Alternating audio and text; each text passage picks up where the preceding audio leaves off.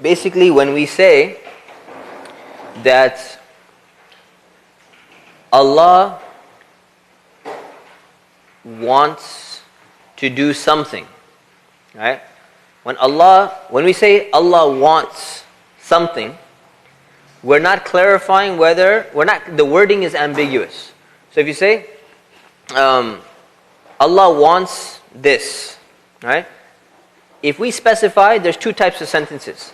Allah wants to do this, and Allah wants this person to do this. This is the problem. So for example, in the Quran, when Allah subhanahu wa ta'ala says that, Allah, how can somebody be guided when Allah wants them to be misguided? Right? So what does that mean? Does Allah want to misguide the person? Or himself, or does he want this other person to be guided? So the thing is, it's all referring to, does Allah want something for himself, or does Allah want something from somebody else? This is really the problem. This is where the language problem comes. So the thing is, Allah's will cannot be frustrated. I mean, it cannot be stopped. Whatever Allah wills, whatever Allah wants will happen, right? But when Allah wants somebody else to do something, it's not the same as Allah saying that He wants Himself to do something. So when somebody else does something, they cannot say that I did what Allah did not actually want. Because want can mean Allah wanted me to do it or Allah wanted Himself to do it. So every time Allah says that you should not do this and you should do this, it's referring to the other person's will. So the only reason why we brought this up in the first place is when we use the word will of Allah or want of Allah or desire of Allah, it can have two meanings. It can either mean Allah wants Himself to do something, like to create something, or to make something, or to kill somebody, or whatever it is, to cause their death, or bring them back to life, or something like that. That's one type of will, the word will. But the will of Allah in that is for Himself. And the second will of Allah is when He wants you to do something. So, and you can choose something else. And you've not contradicted Allah's want because He gave you the free will. That's all it means. Because people get confused and they try to blame Allah for saying that, you know what, I had no choice because Allah wanted this. No, Allah didn't want this for Himself. Allah wanted it for you. So you still have a choice. When Allah wants for Himself, you have no choice. That's all it means. And we're going to be talking more about it today, inshallah. Okay? Any other questions from last week? Yeah. What is the Arabic term for will? Irada. Irada from yuridu. Arada yuridu. And the word irada is the gerund, masdar. Okay. Alright, any other questions? It's pretty clear. We're going to be talking more about it right now as well. So the same thing. So sha'a yasha'u is similar to irada, but the difference is usually it's used in the sense that it's used in the sense of the first condition, the effective will of Allah, for the most part. The creative or effective will, I actually went back and changed the notes to make it easier for you. Just leave effective will. Forget the creative will. Effective. When Allah decides that He is going to do something or cause something, it's going to happen no matter what. The second one is the desired will. What Allah desires from other people to do. Bismillah, alhamdulillah, wa salatu wa salamu ala rasulillah, wa ba'd. So now we're talking about the decree of Allah. What's known as the qadr or the qada of Allah. So this is a very important topic. It's known as al-qada and al-qadr. So what is the decree of Allah? Two things we need to understand. One is that everything that Allah has decreed will happen. It will happen no matter what. This is known as the qada. So if Allah decides to do anything, no one can stop Him no matter what, and nothing can change that. Nothing can limit His power. So at the moment He decides that this event is going to happen, somebody is going to somebody is going to learn how to fly, or somebody is going to die, or somebody is going to be saved from death. This is the qada of Allah, that it's going to happen no matter what. The qadr of Allah is similar, but this is more specific in the sense that it describes exactly how it's going to happen.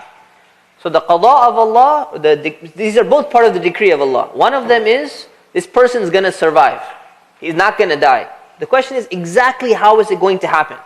The bullet is going to, swipe by his ear or something like that, and it's going to happen on this date, in this time, in this specific manner. These are the thoughts that are going to be going through his head. Everything's specific. So that is referring to the qadr of Allah. And some scholars will say that the two are synonymous, or sometimes they'll say the two are switched. It doesn't really matter. They're terms. But the thing is that basically it means that Allah has decreed everything in terms of what's going to happen and in terms of how it's going to happen. Okay? So this is the first thing we need to understand. So let's take a verse from the Quran. Allah says, "And it is not possible for anyone to die except by the permission of Allah at a decree that has been determined." So even the person who's going to die, even if they want to die, right? And they go up to a building and they try to jump off, right? If it wasn't by the qada and the qadr of, if it wasn't by the qada of Allah, by the decree of Allah, the person wouldn't be able to die. You try and you jump up on the window and you say, how can that happen? If I want to jump out the window, I want to kill myself, I can do that. No one can stop me. And you go to jump out the window, and all of a sudden you trip on a chair and you fall down. End up in the hospital. You wake up and the next thing you know, you're in an operating room. You try to kill yourself, you try to jump, you were stopped somehow. The how is the qadr of Allah.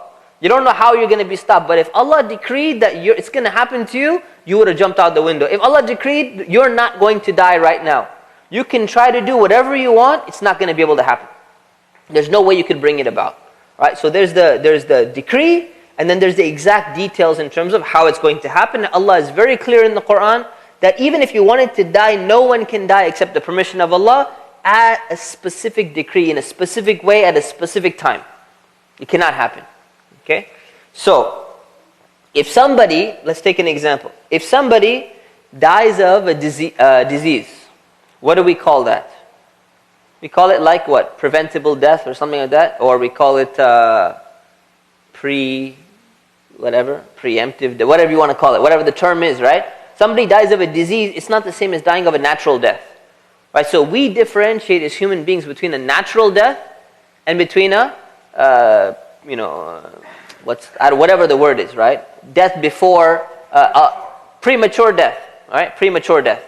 So there's a difference between the two. If somebody dies of a disease, it's not the same as a natural death. If somebody is murdered, it's not the same as dying of a natural death, right? So the question now is that if somebody dies of, one of these things, right? Does that mean that Allah had decreed that death as well? Because usually when people talk about Allah has decreed your lifespan, right? We understand it as being, okay, you've been decreed that you're going to die of old age at age of 94 or something like that on this day.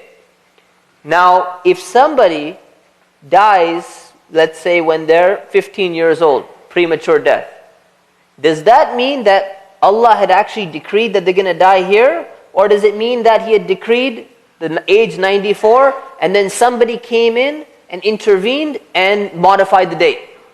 That's the question. So, some people say it doesn't make a difference, but it makes a difference in the sense that which one of these two is the decree of Allah? The first one or the second one? Okay, so there's been two opinions on this. One opinion is by a group, and we're going to talk more about groups. I don't want. This is not a class where we talk about too many groups, but there's a group that are known as the rationalists or the Mu'tazila. And they're a group which are considered to be outside of the thinking of the mainstream Muslims. They're still Muslims, but their thinking is outside of the mainstream, what we call outside of the Ahl Sunnah or outside of the Sunni, way of thinking. So they were a school, and their opinion and their understanding was there's actually two decrees. So there's two terms this person had. The person had a natural death at 94 on his way, and the second decree was another one that came, and this person went and tried to murder the other person. He died at an earlier age. So there were two decrees of Allah. Now the mainstream Muslim position has always been, the Ahl Sunnah position has always been, there's always been one decree. Because it would mean that if there was two different decrees, it would mean, what's the point of Allah decreeing the second one if this one's already going to happen anyways? It means that Allah didn't know. That's what it seems to imply, right? That Allah didn't know. And we say that Allah knows everything. Allah knows the past, Allah knows the present, Allah knows the future. So if He knows everything that was going to happen in the first place, what's the point of decreeing at the age of 94 or whatever it is? If the person was going to die earlier anyways, what's the point of that? Right, so now you brought up the point which we're going to be discussing. How do you reconcile Allah knowing the future with the idea of free will? Do the two contradict and do they negate each other? So this is the problem. So they cannot negate each other, right? Obviously, how do you reconcile that and how do you explain it? This is a point that people get very confused on. They have a very big difficulty understanding. So this is why there was actually a different opinion and a split that happened here. Because the two groups are trying to explain it. So the rationalists, they came up with this explanation, which is maybe not be the best explanation. It was not accepted by mainstream Muslims. So it's not, in my opinion also, it's not a very good explanation. So regardless, we understand that whatever happened exactly by the decree of Allah, and it could not have been otherwise. Nothing else could have happened. Okay? So we're going to get to that point in a little bit. The second thing we have to understand is being content with the decree of Allah. Okay? Being satisfied with what Allah has decreed for us. So this is a very important point. Why are we even discussing the decree of Allah? What's the point of even discussing the idea that, this person died at the right time or at the time that Allah had decreed for that person, and they couldn't die if it wasn't for this time? What's the real point behind it? The point behind it is contentment with what has happened. But we need to specify which time frame we're talking about. And if you don't specify the right time frame, you're going to get messed up completely. Your mind is going to be gone. So let me explain. So it's important to understand the decree of Allah and to know that Allah has decreed everything only for being content with what has happened in the past. This is only for past events. Okay? So whatever you do, you don't look back at the past and you start regretting and you start saying, if only I had done this, if I didn't do this, then this wouldn't have happened to me, and this wouldn't have happened to me, and I messed up my whole life, and this other person, they came into my life and they messed up my whole life, and now I'm just a completely messed up person. And it's because of this and this and this, and start blaming and getting upset about what has happened in the past. This is not something that Muslims should be doing. The Prophet, peace be upon him, he clearly said, if something happened to you, meaning in the past, you should never say, if only I hadn't done that, then things would have been differently. So you go back and you say, that one time, I was driving and, I was playing on my phone, I got into a car accident. And because of the car accident, I lost my license. Because of my license was gone, I lost my job. And because of the job, I wasn't able to, do this. And that girl that I wanted to marry, she wouldn't marry me because, I didn't have enough money and her family said no. My whole life is ruined, And if I just didn't do that, then, my whole life would be completely different. It's that one little thing that messed up my whole life, and you start reflecting back on that one thing. And you say, just think, look what it would have been like, man. If I just didn't pick up that phone at that moment and text back at that time, I would have a nice wife, nice job, everything would be great. I would be, everything would just be great. And my life is ruined now. The Prophet's saying, don't start doing that. If only I had, done that. If only I didn't do this. If only I had done this. This is not the mentality. This is not the way a believer should look. Rather, they should say, Allah has decreed that. Whatever happened, Allah decreed it, and Allah did whatever He wanted. Okay? So now we come to the issue. So if you say that Allah decreed it, Allah, that's what He wanted to happen, that's what He willed to happen, then the question is, did you have a will in it, right? So this is coming back to the wanted part, right? So Allah did what He wanted. So you picked up the cell phone and you're the one who texted. Do you have a responsibility? Did you do something wrong at that time when you shouldn't have done that? Absolutely. You are held responsible. But this hadith is trying to tell us that you don't look back to regret. You don't look back to regret and start saying, if only I did this, then something different would have happened. Because even if you didn't do that, maybe you didn't pick up the phone, you didn't get into a car accident, you didn't lose your job, the girl may still not marry you, right? And you may still lose your job in another way. If Allah decreed that you're going to lose your job, you're going to lose your job with the government shutdown. You can't even go to a park nowadays, right? Shut down completely. So you may lose your job in another way. And you say, well, I couldn't make it to that school. You may not make it to the school in another way. Whatever Allah has decreed, it's not that chain of means that caused you to get where you are today. Okay? That's the important point, and that's what this hadith is emphasizing. It's not emphasizing that you're blameless. Yeah, you're responsible for picking up the phone, but you don't look back and say, if I didn't do this, then this chain of events wouldn't have got me to the place where I am today, because Allah would have gotten you to the place where you are today regardless. But He's going to hold you accountable for your actions. So you can go back and not regret, but you can go back and look at the mistakes you made in order to learn lessons from that so you don't make the same mistakes again. So it doesn't mean that you take this hadith and you go, oh, see, everything's from the will of Allah, so I'm going to pick up my phone again the next time. That's wrong. You learned your lesson then. So you learn your lesson, but you don't regret over what happened in the past, because it was something that was from the decree of Allah. Something that Allah had written down and decided that this is the way things are going to happen. Okay? There's another hadith. So nothing can change the decree of Allah. This is a very important principle. Nothing can change the decree of Allah. Now I know someone is going to ask me that isn't there a statement of the Prophet which says that the dua, supplication, can change the decree of Allah? Yes, there is. But the understanding of that statement is not literal. So in reality, the scholars say that even the supplication cannot change the decree of Allah. Nothing can change the decree of Allah. All that statement means is it tells you, it emphasizes to you that you shouldn't stop supplicating to Allah. Even though you know, or even though you don't know His decree, you don't stop supplicating. So it's not taken to be literally. It's a way of saying don't give up making dua, making supplication, even though Allah has decreed everything. But it doesn't mean that it changes it. So nothing can change the decree of Allah at all, in any way, shape, or form. Okay, just keep the question till the end. So nothing can change the decree of Allah. And here's an example from the Quran. And no aged person is granted any additional lifespan, nor is his lifespan lessened, except that it is in a clear register. Meaning that it's been recorded, it's been decided by Allah, that whatever is going to happen, even a person's lifespan, no matter how much they want to live longer or shorter, it cannot be adjusted. It's already fixed.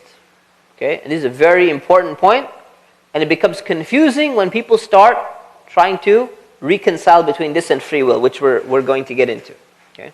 You don't be pleased with your actions. It's very important. So you're not pleased with your actions, but you look back and you learn the lessons that you're supposed to learn from those things. So what is the benefit of being content with what Allah has decreed and not looking back and regretting? Knowing that it is from the decree of Allah gives you a type of comfort. That you know what? This is something which Allah has decided for me to happen. So if you made the mistake and now your life is messed up, right? You shouldn't go and blame the sequence of events. You can blame and be upset at the decision that you made. And you can learn your lesson and not make the same decision again. But when it comes to decisions, if that's a sin, how can you change that? Very simple, right? Ask Allah for forgiveness. That's it. You ask Allah for forgiveness, and now you've changed or tried to make up for your intentions. Because you're going to be held accountable for your intentions. That's the only thing you have control over in reality. You have control over your intentions, but over all the other sequence of events, you don't have absolute control over them. If something's going to happen, and a tornado is on its way or whatever, and an army is on its way, and they're going to go and start killing everyone, what do you really have control? In those moments, what do you realize? You realize there's nothing I can do. All I can do, the only thing that I have, whatever is going to happen is going to happen. I don't have any power to really do anything. All I have is my intention. What can I do? Can I help somebody? Am I going to side with the wrong person? Am I going to do this? Other than that, you can't do anything. Right? So there are times where you realize that, and there are times where you forget that. But we're talking about armies and tornadoes and all that. You, in respect of Allah, Allah's always in absolute control and always in power. So this is something that we need to internalize and understand. But so what's the benefit of it? The benefit is you get comfort in knowing that Allah subhanahu wa ta'ala has decided this. So let's take an example. Someone who's been murdered. Somebody who's been killed, right? They died because their appointed term of life was over. So you go and you look back and somebody starts getting really upset. So you know what? Why did my family member have to die? This was my best friend, this was my brother, and this was this and that, and you start, getting upset and everything. If you remember and you realize that this is something that Allah had decreed, in the end, everyone's going to die anyways in the end. Well, why did they have to die early? I wanted a few more years with this person. Right? They made me happy and they were always nice to me and everything. They always took care of me. Why did they have to go? This is not the characteristic of a believer. Because knowing that Allah has decided this person's lifespan, it means that the person died from the decree of Allah. So looking at what has already happened, you know now that the person has died. You should be content with that decision. You should accept that decision and not look back and start looking back and regretting and saying, if only this person hadn't died, then I would be happier. And if only this person hadn't died, then I would be, in a good shape. Or I would be in this or I would be in that. So it's very important to understand this part of the decree of Allah subhanahu wa ta'ala. And this is why the Prophet, peace be upon him, said, and this is a very powerful statement, really powerful statement, especially in our times. He said to young man, Ibn Abbas, he said, know that even if everyone in the whole world were to gather together to benefit you in some way, they would not be able to benefit you unless Allah had already decreed that for you. So you have 1 million people signing petitions for you, and they're donating money to you, and they're trying to help you, let's say because you're ill or you're oppressed or whatever it is. Prophet, peace upon him, saying, doesn't matter how many people you have on your side to help you and everything, unless it's from the decree of Allah, they wouldn't be able to help you at all. So that's the point. That's maybe not the nicest news, but believers need to understand that point. But the second part is the good news. And the good news is, if all the people were to gather together to harm you in some way, they would not be able to harm you unless Allah decreed that. So you don't need to be scared of people. You don't need to worry about if all the people get together against you. You don't need to be worried because it's in Allah's hands at the end of the day. If He decreed that this is going to happen to you, it's going to happen to you whether they have one person or whether they have 1 million people. It doesn't matter. It's not the numbers that matter. It's not the amount of human wills that really matter at the end of the day. Okay, so you don't get afraid, you don't get scared, you don't get all of these. So you find comfort in these type of things. Now, in terms of action, right, does that mean that if 1 million people go out to fight you, you go out, with your fists and say, okay, come on, bring it on. You got guns and everything, but come on, I'm going to take you on because Allah's with me, and I can take you guys on. No, that's not the way we act. But it brings a sense of comfort when you're understanding, particularly with regards to the past. Okay? Let us try and rationalize the decree of Allah now. So how do we reconcile the decree of Allah with all the other aspects? Okay? So we've already covered 3 things. We've covered the knowledge of Allah. And what do we say about the knowledge of Allah? Allah knows everything, details as well as general things. And He knows the past, the present, and the future. We talked about the knowledge of Allah. We talked about the will of Allah, right? Whatever Allah wills will happen, and nothing can stop that from happening.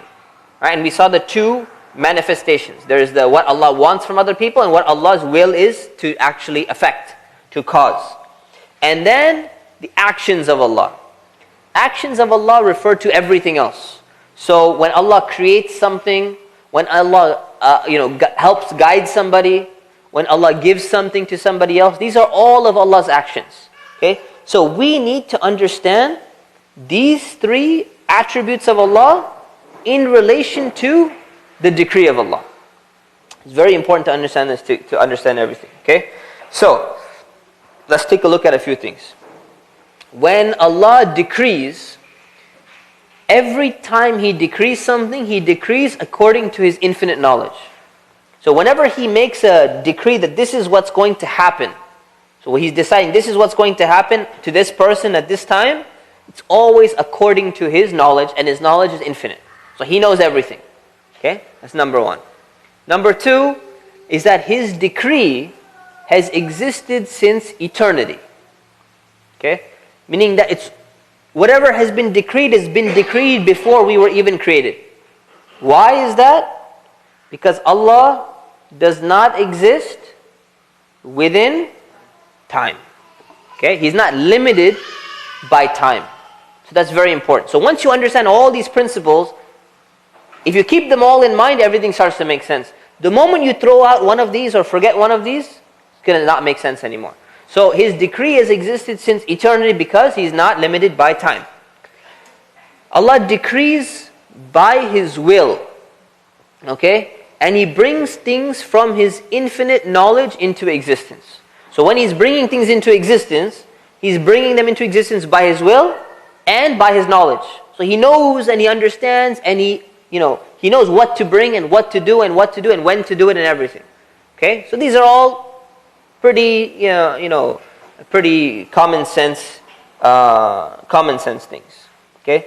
So now the issue arises that when we're discussing the decree of Allah, what role do natural causes and what role do human actions play in the decree of Allah?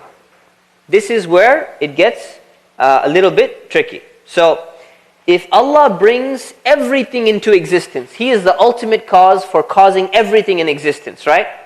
According to His knowledge and according to His will, then that means that He is the ultimate cause of everything. So then, what do other causes play? What role do they play? So let's take an example. The example is, take heat as an example. So when we study in a science class or something like that, it says, you know what? The more, when you increase the heat to such an extent on an object, like a tree or something, it's going to start burning. Alright, so heat is responsible for something to burn. So what do we say? We say that the heat causes something to burn. Or fire is an example. Heat causes something to burn, fire causes something to burn, right? So you say, well, wait a minute. So the Muslim is in the class and they say, well, wait a minute. No, that's not true. Because Allah causes everything. Therefore, if a house burned down, the question is, did the fire cause it to burn down? Or did Allah cause it to burn down? Do you see the question? At least the question? So this question has confused many people. So who says the fire caused it to burn down? Who says Allah caused it to burn down? Okay? So you see, it's even confused this class as well. So the thing is, we have to understand that is Allah responsible for this fire having the ability to burn or not? Okay, so we have to figure this part out. So the real answer is, does fire burn, for example? The answer is, there's two perspectives. And everyone is answering from a different perspective. So you're answering from a different angle. So that's where the trick is in the question. So it's kind of a trick question. So from one perspective, from Allah's perspective, right? Allah causes the house to burn, but He utilizes the means of fire every time on a consistent basis. Whenever He wants something to burn, or He wants to allow it to burn, He's going to use fire or something along those lines as a means. And the thing is, when Allah decrees that and He decides that, He is consistent in the way in which He uses these causes. You understand? So He's never going to use ice as a means of burning a place down. If Allah decides, this place needs to burn down, or this person wants to light a fire, and I'm going to allow this person, not stop them, the only way He's going to allow them to do it is by something that's actually going to burn the place. They're not going to be able to go and take like a bucket of ice and throw it on, and all of a sudden one day it's just going to catch on fire. So Allah is consistent in the way that He uses these causes. This is the first explanation. Now the question is, why is He consistent? Why be consistent? Is there a benefit in that? What's the benefit of being consistent? Exactly. So there are laws so that we understand what's going on. Otherwise we don't know what's going on. Right? Otherwise we can't utilize, every time you don't know what's going to happen. So either when it rains, my house is going to catch on fire, or sometimes when it's really hot, my house is going to catch on fire. Which one? You don't know. So this is a mercy from Allah, that we have certain laws because He uses these effects or these causes in a consistent manner all the time. So this is one explanation. Second explanation is from the human perspective. So from the human perspective, from our perspective, It's almost as if Allah has placed the ability to burn inside the fire. So that whenever we're talking about something, right? If there's some fire coming near your house, you need to be careful. You say, well, the fire is coming, the fire is going to burn the house down. From your perspective, if Allah has put the quality into the fire, and the fire is burning itself, then we need to stop the fire somehow. Rather than focusing on, okay, well, Allah is doing this, so does He want this to happen or does He not want this to happen? All of these things, right? So this is another way of looking at things. But Allah can decide to override that ability whenever He wants, right? So this is something that they had to put in there. The second group of scholars who wanted to look at it from the human perspective, they had to throw that in there, is that Allah can override these causes when He wants to. For example, in the story of Prophet Abraham, when he was being thrown into the fire, what did he say? He told the fire, be cool and safe for Prophet Ibrahim. So he didn't burn, and yet he was inside of a fire. So from this opinion or this perspective, Allah took the quality of burning out of the fire, even though He had placed it inside the fire. From the first perspective, from the first way of looking at it, the fire could not have burned anyways. It's Allah who's using fire every time to burn. And when He said to the fire, be cool, all that means is that He didn't allow the fire, or He didn't use the fire as a means for burning this time. Okay. Now, both opinions almost lead to the same conclusion. And what does it lead to? It leads to two things. Number one, Allah is all-powerful, and He's in control of everything, including all the causes. Number one, right? And number two, He can modify things and He can change things whenever He wants. So He's in complete control as well. Both opinions almost lead to the same thing. But one of them emphasizes the power of Allah, and the second one emphasizes what humans should do when they're acting in the world. They should act as if these things have their own power. Okay, so there's two ways of, and there's been a lot of debate about, which opinion is right and which opinion is wrong. In my opinion and in my teacher's opinion, they both lead to almost the same conclusion. One just tries to emphasize one point a little bit more over the other. Both of them seem to almost arrive at the same conclusion. Okay, so that's when it comes to natural occurrences. So has Allah decreed those natural occurrences? Yes. Did Allah will them, and did He utilize the means? Does He utilize certain means to cause them? Yes. So natural occurrences are going to be by the will of Allah, or by the decree of Allah, whether He does it directly or whether He indirectly put the power inside the things and then they're doing them. It results in the same thing. Still, Allah enabled that and He can disable it anytime. So Allah is in control of all natural occurrences. So hopefully that part is very clear. So whatever happens in terms of, the sun, burning in a certain direction or moving in a certain direction, or the planets or whatever, that's all by the decree of Allah. Okay? And people should be content with that. The second comes to human action. And this is where where it gets a little bit more confusing. So if Allah is the ultimate cause behind everything, right? Then how can a person say that they have had a choice in anything? If Allah does whatever He wants and whatever He wills, then how can you say that you had a choice in something? So you picked up that same cell phone and you caused that and you typed the message. You say, well, that was by the decree of Allah. And Allah willed that you're going to do that. So does that mean that you did not have a will yourself? Because the words will, if you say you have free will, we say Allah willed that. So His will took precedence over your will. And if Allah's will is more powerful than your will, you say, well, then I have no choice. So I can't do anything. So whatever I do, I'm like a robot. I'm like an automaton. All I can do is, I have no real choice at the end of the day. So that's one problem. And the second problem, what does that lead to when you start thinking like that?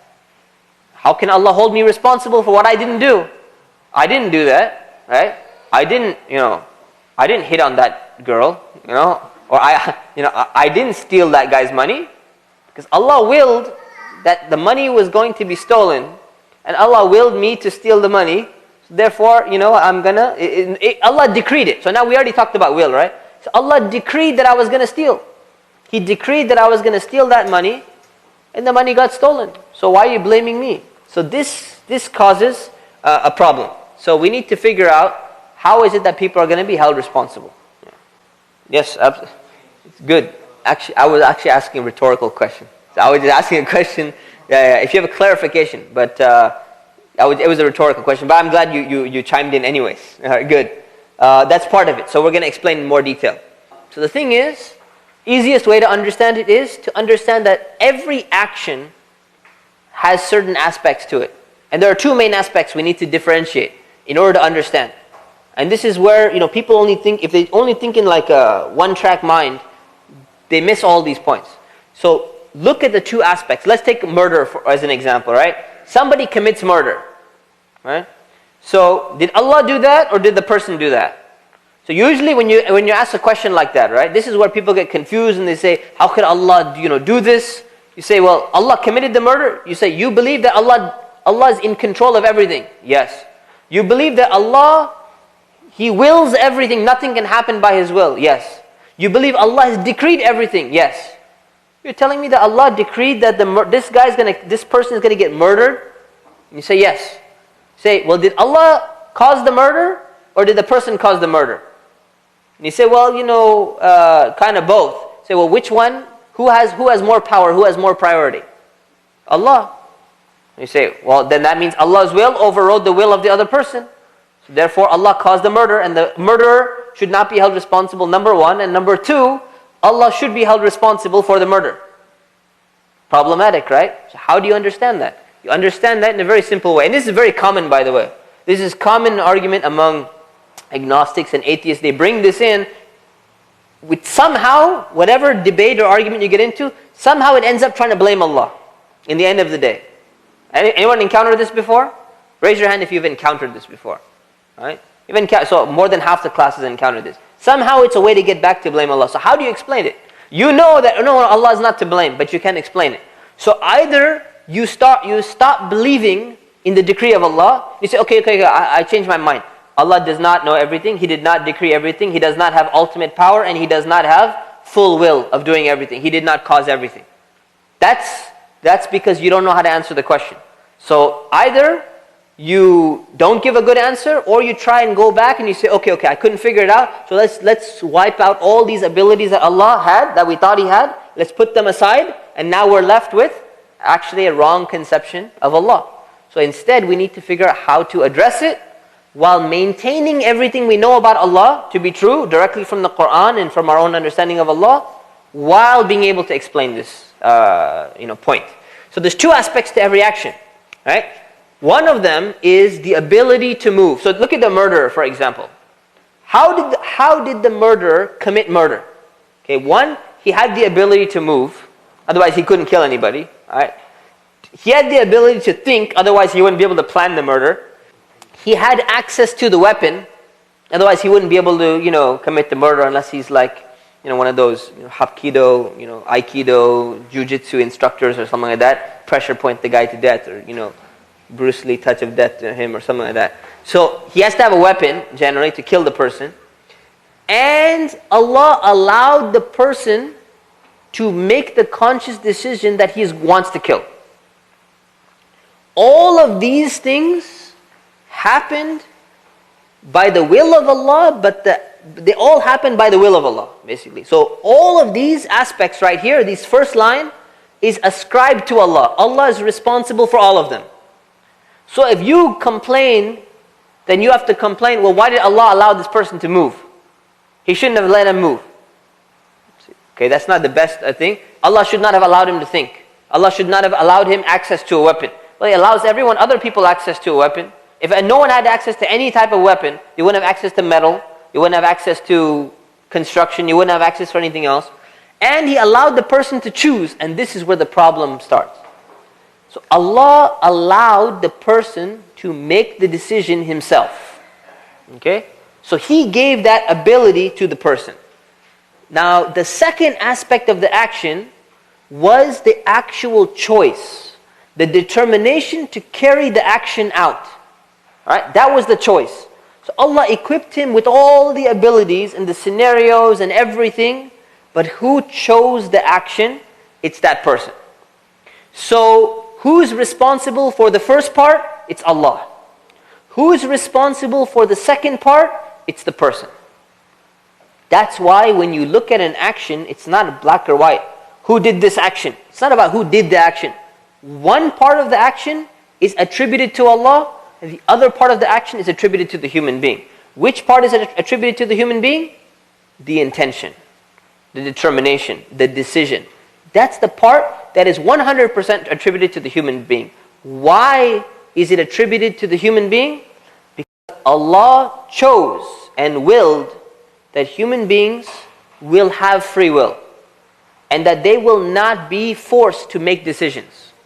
So if they get to make their own decisions, then the only thing that's left is, have they been equipped with the ability to carry out the decision?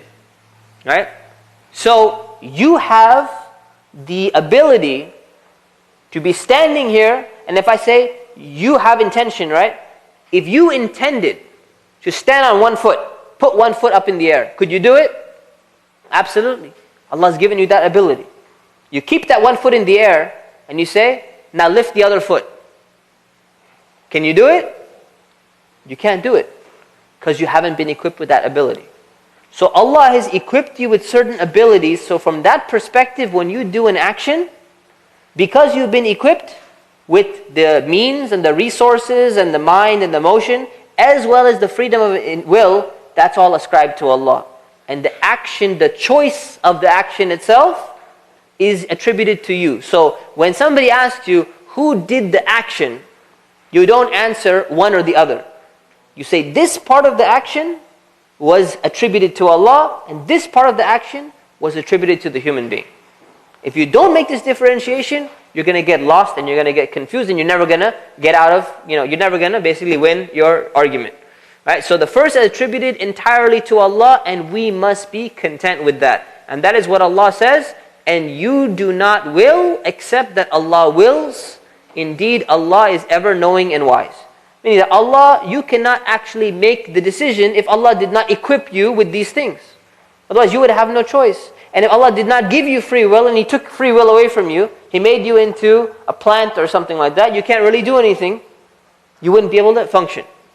The second is not attributed to Allah in any way, because He gave the person the ability to choose. Therefore, He transferred over, by His will, He transferred responsibility over to you. And He's not going to take that responsibility back, otherwise that would negate free will. That part of the action is worthy of being condemned. So when you condemn murder, and when you condemn that somebody got killed, you should be condemning the decision of the murderer, and not condemning the part that Allah equipped him, or gave him the ability.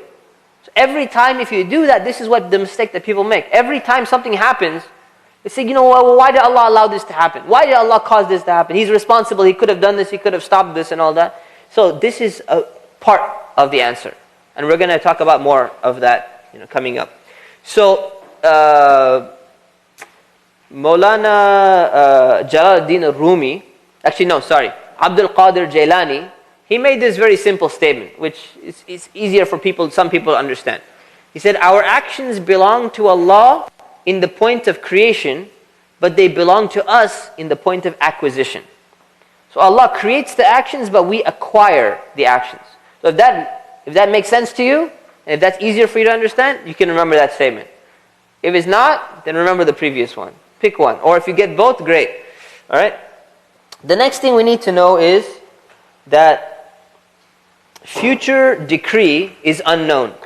So the thing is, when we talk about the decree of Allah, we'll just leave the questions, inshallah. We're talking about Allah decreeing everything since eternity through His knowledge, and His knowledge encompasses past, present, and future.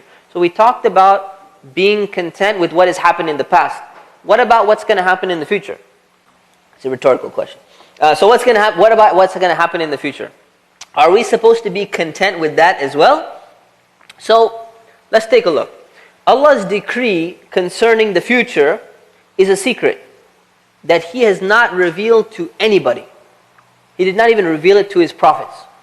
Because if the prophet knew, right? Imagine the prophets in the battle of Badr, right? and he's fighting the people. If he knew exactly what's going to happen, it would be a lot easier. Like he knew that Allah is not going to let him die. That's about all he knew. But if he knew like exactly what's going to happen, how it's going to happen, he would have never felt a moment of stress in his life.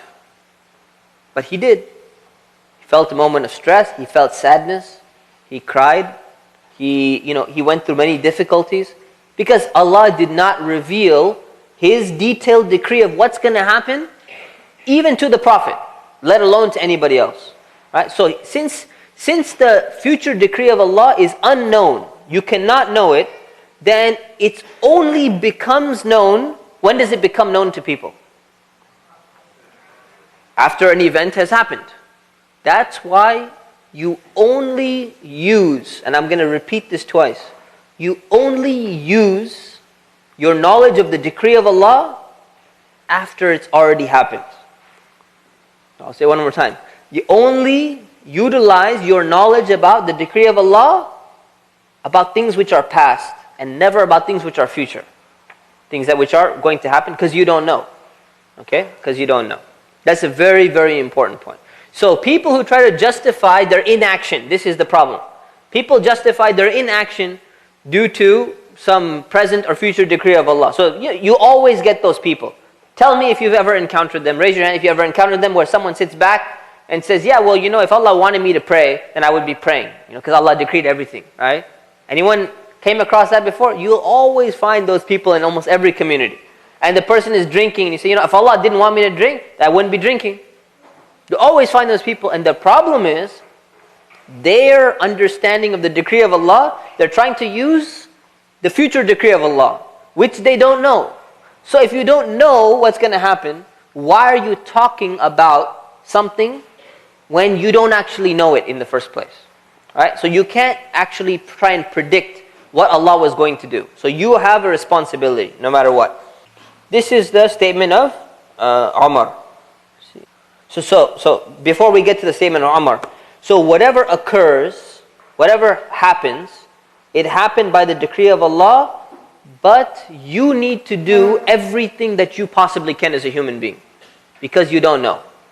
Because you don't know what's going to happen. So your job is to utilize the means as much as possible.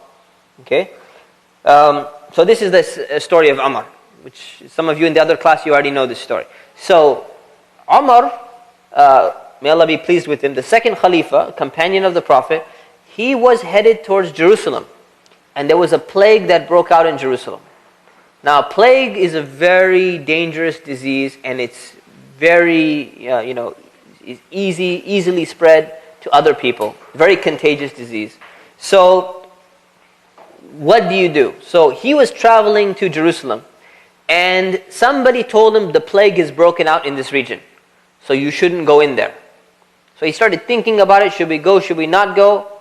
And he said, okay, you know what? We're not going. It's a dangerous situation. You don't want to go into this place. Might get infected by the plague and we might die. So somebody criticized him, and they said, are you fleeing or running away from the decree of Allah? What kind of believer are you? You're running away from the decree of Allah. And Umar responded, he says, yes. He said, yes, I am running away from the decree of Allah, and I'm going to the decree of Allah. Right? What does he mean? What he's trying to say is, your statement that you're making here, you don't know what the decree of Allah. You don't know, and I don't know, if me going to Jerusalem is what Allah has decreed in the first place. So you cannot act on the decree of Allah concerning the future, because you don't know what it is. So he says, yeah, I'm going from the decree of Allah to the decree of Allah. So he's saying both of them are the decree of Allah. And then he explains it. He says, if you had some camels, and they entered into a land, like an area, which has two sides. One side was fertile, had a lot of food for the camels and everything. And the other side was barren. There's no food, there's no grass, nothing for the camels.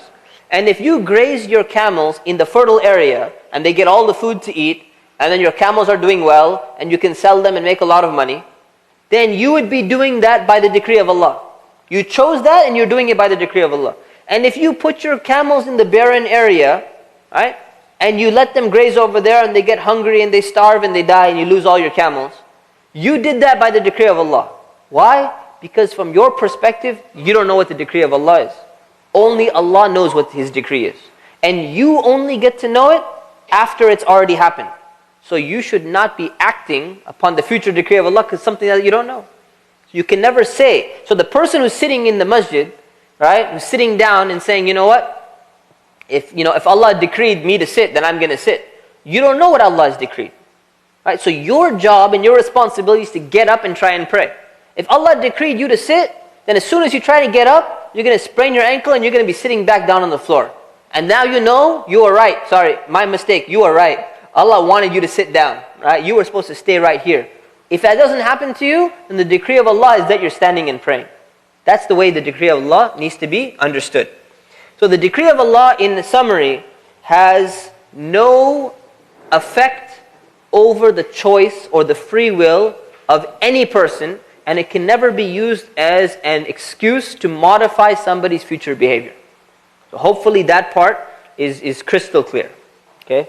And we will take questions at the end, inshallah. Moving on. Now the justice of Allah. Okay? So we have to talk about the justice of Allah. All questions lead to questions, inshallah. Remember, write them down, otherwise you will forget them. So the justice of Allah, one of the attributes of Allah is that He is just. Okay? That He is just. And all of His actions manifest themselves through His attribute of justice. So when He creates, whatever He creates is through justice. When He decides to guide someone, it's done through justice. When He allows somebody to be misguided, it's done through justice. So it's just, and no one should say that it's unjust what He's doing, because that's one of His attributes. And all of His actions manifest through this justice. So now we need to try to understand it a little bit more. So some examples I already gave you. When He guides people, guiding meaning He helps them towards guidance, He does it in a just way. This person merited and he deserved that. And He misguides somebody else, meaning He allows them to stray off and go on the wrong path, and He doesn't bring them back. That was also through justice. That person deserved that as well, because of their decisions that they've consciously made. Okay? So Allah says in the Quran, indeed, to the Prophet, you do not guide whom you like, but Allah guides whom He wills, and He is the most knowing of the rightly guided. So Allah is the one who's guiding, but when He's guiding, or He's allowing to stray, He's doing it by His justice. So we have to keep that perspective in mind. So, what about the fact that Allah tests people? Right? Allah tests people with different tests, different circumstances. Right? Some people are tested with their health, difficult health situation. Some people are tested with their wealth. They don't have too much wealth. Some people are tested with their beauty. They may not be as nice looking in the culture in which they live. Some people are tested with stress. Right? Some people are tested with different circumstances and different scenarios. Right? But the tests, even all these tests, are administered through His attribute of justice. So in the end, it all balances out. Because the person, and even though we may not perceive everything, so the person may have a lot of health, very healthy person, very wealthy person, but a very ugly person, for example. Right? And I know beauty is in the eye of the beholder, but I'm even in their own perspective or in their own culture. And they're stressed out all the time. And you could have vice versa. You could have someone who has so much wealth, so much money, in good health and everything, but they're constantly, and beauty and fame and everything, and they're just super stressed out all the time. They're not happy with their life. Those people who are billionaires and they're jumping off buildings and committing suicide and all of that. So the thing is, there's no way for us as human beings to measure exactly what tests people are going through. You can't even measure your own tests, because sometimes you don't perceive them as being a test. But in the end of the day, since Allah administers every action of His, including His testing of us, through His attribute of justice, everything is fair in the end of the day.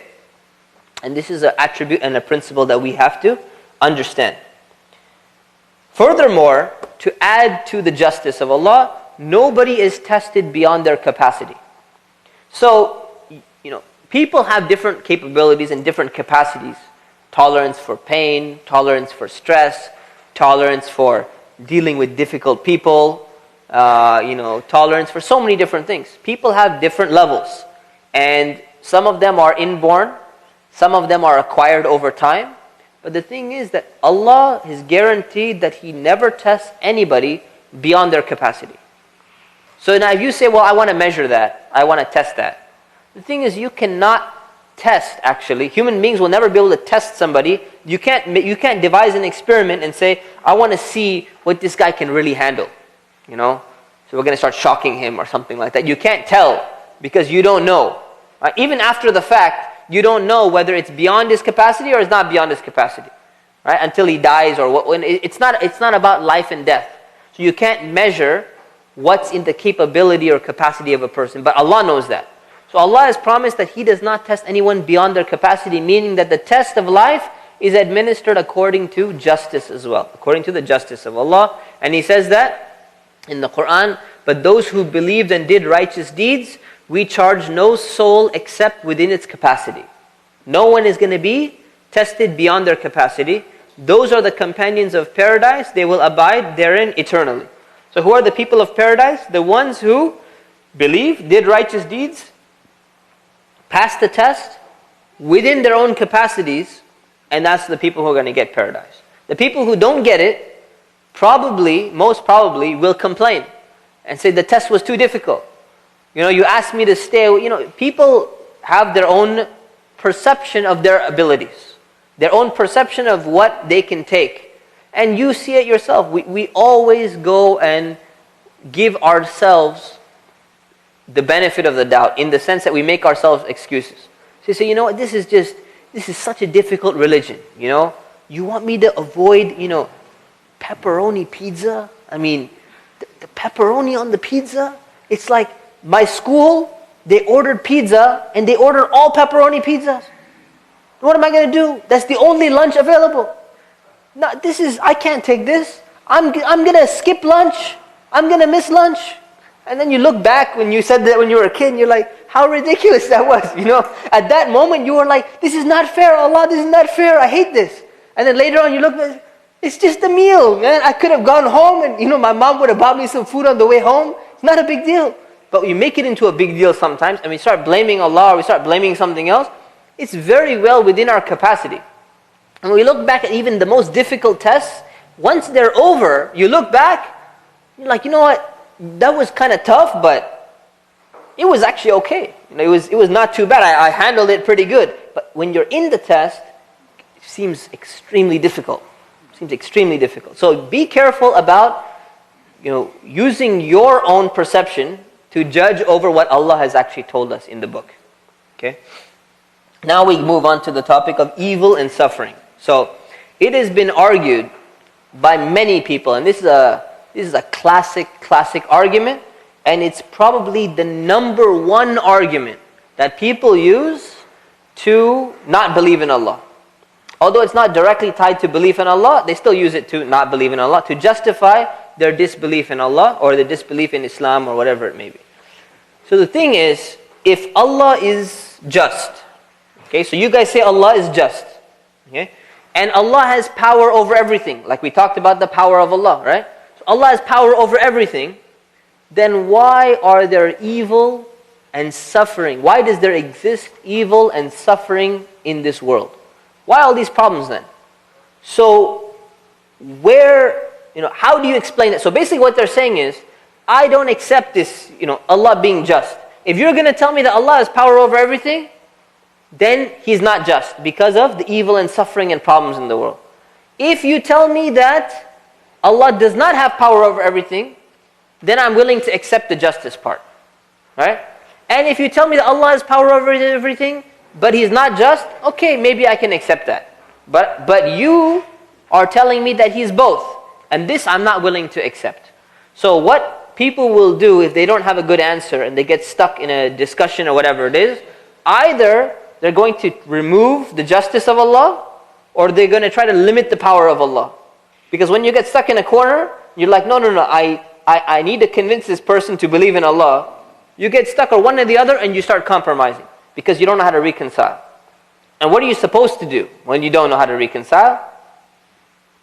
You learn how to reconcile.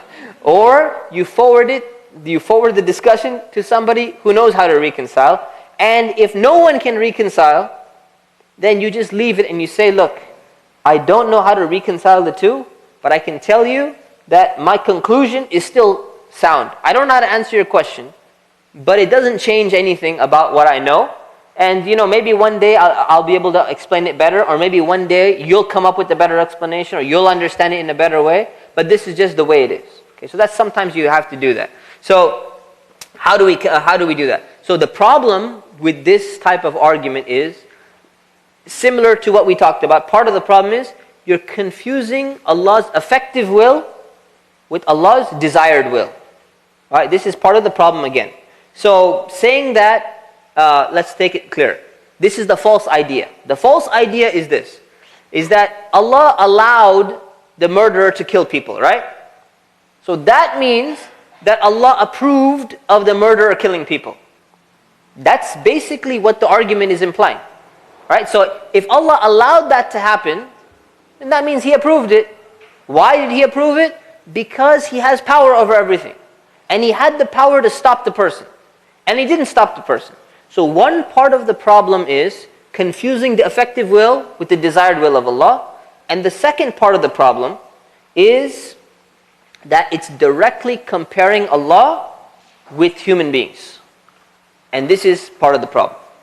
Right? So we talked about this, about direct analogies and all of that. So this is so just think about this argument. And it's a very convincing argument. And many believers actually, either lose their faith, or they get very confused, or they just get really messed up in their mind with this kind of argument. The more you dramatize it, the more effect it can have on a believer. So I don't want to ruin you before the salah or something, but this is important.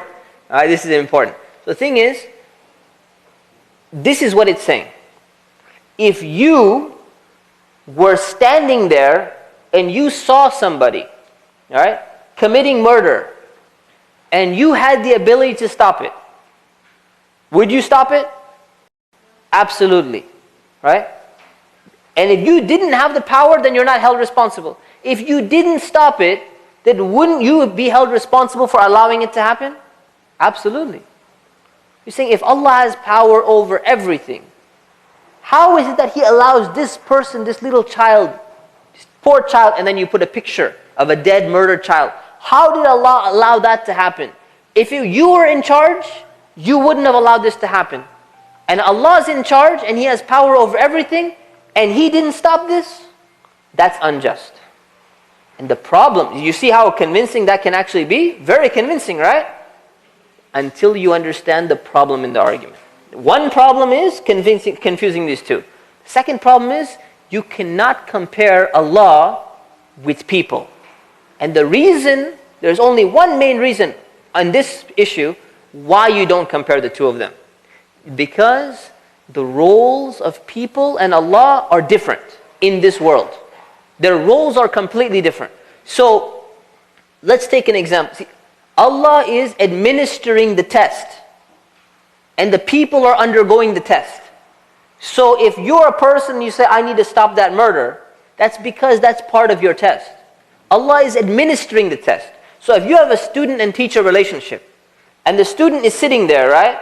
And the student is going through the test and everything, and really sincere, good student, and you want to help them. You see this person, they're just failing completely. They don't know what they're doing, all the wrong answers and everything. And you're looking at the teacher and you're saying, you know what? The teacher knows the answers. Why can't they just help me, This teacher is just pure evil, right? They won't help me, and the teacher knows every answer and won't give me any of the answers. The question is, if somebody, imagine there's a student like that, and trust me, I've had students like that. Say, come on, man, just it's been such a long week and everything. Just help me out on this one, Just give me some pointers or something. I can't do that. I can't do that because you're being tested. See, what kind of teacher are you? Getting upset. The question is, am I responsible for helping the student? Am I responsible during the test? No. Why? What's the answer? Why? Because it's not my role. I'm testing them. They're the ones who's being tested. So I'm not part of the test. So when people get murdered and people get killed and people do all these bad things, or even an earthquake hits them, whatever, that's all part of the test.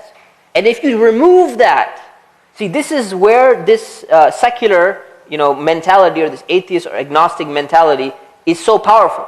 Is that they talk about all of this, but they've made you forget the whole point of being tested.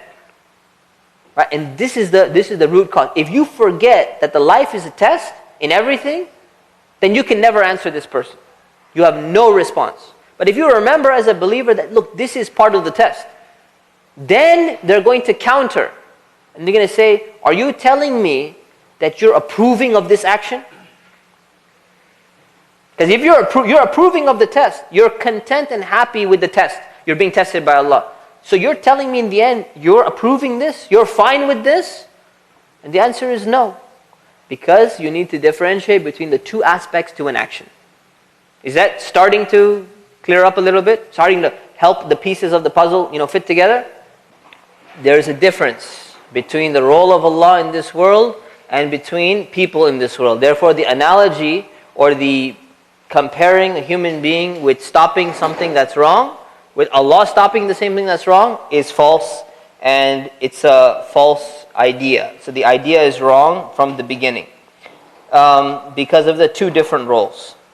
The second reason why it's wrong is because if Allah was going to stop every single bad action that was ever going to happen, what we call evil or suffering or people experiencing any of these things, if Allah was going to stop every single thing, every single little paper cut that someone was going to experience, then there would be no such thing as free will.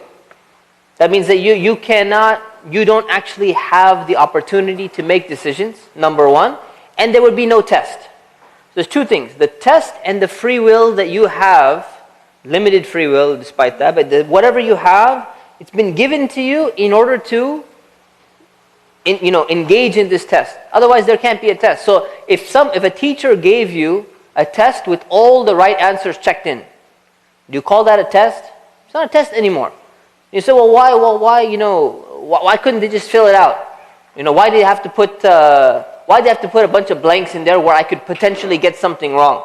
That's really, unfair. I could potentially get a 0 on the test. That's evil. That's pure evil. No, it's not evil. That's part of the test. So if you don't understand it within the context, in the right context, then it makes sense. Part of the problem again is that when it comes to, there's a difference between a paper cut and a cut and somebody being beat up and somebody being killed on the human level.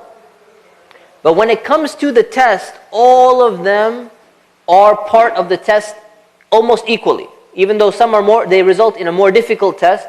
The reason why I'm mentioning this is because from a secular point of view, purely secular point of view, if you don't believe that life is a test, then what is the ultimate evil, the worst thing that could ever happen to you? What is the worst thing that could ever happen to you? You die. No, if you're secular, the worst thing that could ever happen to you is that you die. Right? And in the end of the day, everyone dies anyways, right? So this is the worst thing. No matter what happens, people are going to die. Why? Because from a purely secular perspective, your purpose in life is to obtain as much happiness and pleasure as you can before your time runs out. And if the moment your time runs out, you've lost that opportunity. That's the premise upon which, when someone is speaking purely in secular terms, they don't belong to any religion, they have no other background, and they say, I don't believe in anything. They actually believe in one thing, and that is that in this life, our job should be to get maximum pleasure as much as possible. Minimum pain, and the time should be lengthened as much as possible to keep enjoying that pleasure. So the thing is, no one is speaking in a vacuum, meaning no one is approaching the question of evil from blank slate. Even if someone says, I don't believe in anything, you believe in happiness in this world. You believe that there's something that makes you happy and there's something that makes you sad. So you are approaching the question from some angle. And the angle that we're approaching it from is that this life is the test and it's not the ultimate abode. So whatever small thing that you encounter in this life, if you're going to get reward for it later on, it's worth it. It's no problem for us. So there's a very big mistake in thinking that the other person is being very neutral because they don't have any worldview in which they're approaching it from. But in reality, they do. And once you identify where they're coming from, and then you identify where you're coming from, and you compare the two, everything becomes clear. So that's one very important thing to understand. So had there been no potential for doing anything bad or anything wrong, then there would have been no choice and everyone would have been like a robot. Okay.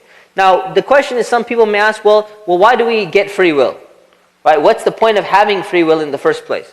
Well, free will is a responsibility on one side, but it's also an honor on the other side. And that's why in the story of Adam bowed down to the angels, or angels bowed down to Adam? Angels bowed down to Adam. Why? To show his superiority, or his potential superiority, because of his free will. And this is what we call acquired virtue. Acquired virtue basically means you got 2 kids. As an example, you have 2 children. One of them, right? One of them, very young, every time you tell them to do something, they do what you say. The other one is a little bit older, right? You tell them to do something, and they do what you say also. Is there a difference between the two? Yes, because if one of them is like a little child, right? Like a little child who doesn't really have much of a will of his own, and you have another child who's, let's say, 30 years old, and been through some bad stuff, and been with the wrong friends and all of that, and now they become a very good child, and they're dedicated to you. The dedication of the one who is mature compared to the dedication of the one who's still a little baby is very different, because one of them has the ability or has more of a choice to disobey you than the second one.